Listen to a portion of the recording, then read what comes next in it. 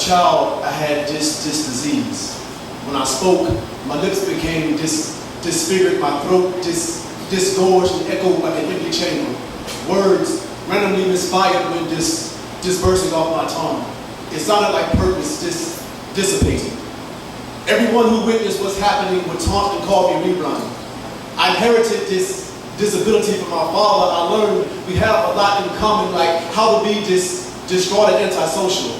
I never felt close to anything since the men in my family have a history of burying their skeletons before they ever conceive, but secrets eventually speak out, and my disputed mother believed in miracles. So despite their adolescent disposition, she disapproved of aborting me. Her conscience couldn't disassemble my ligaments, dissect my premature body, and sacrifice for disposal. So before I ever disengaged from her womb, he disappeared. After 9 months of discomfort, I was given a life sentence without a discount, meaning she paid the ultimate price. You see, my mother contracted this dystrophy that forced her to speak with a slur. In my father's absence, she began repeatedly sleeping with random fellows like Bartles and James, Jack Daniels, Jim Beam, Mr. Weller, anything with more spirit than my father that had enough proof to loosen her lips. I lingered like a disregarded man-child.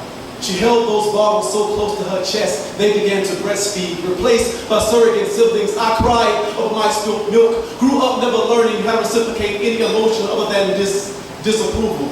I'm still cursed with distrust. The last time I drank a glass of love, I spilled regret all over myself. Dear transparency, this is not a distress call. This is an open letter disclosing how I discovered my purpose without you. Your absence forced me to decipher my own discipline. I'm still short-tempered, but no longer interested in approving you discredit your dishonor. I believe we could remedy our impediment if we just learned to speak. Maybe this would disjoint our tongues and sever our disconnection. I don't want to dispute with you.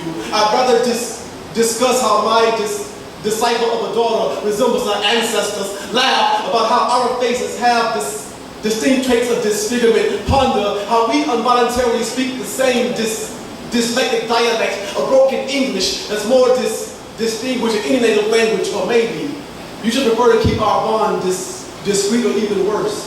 We can just remain distant and continue to distribute fuck yous from different districts. Either way, this will be the last time I lower my discouragement in an attempt to dissolve this imaginary tension. Because after 36 years of dissatisfaction, I discovered I'm tired of repeating myself.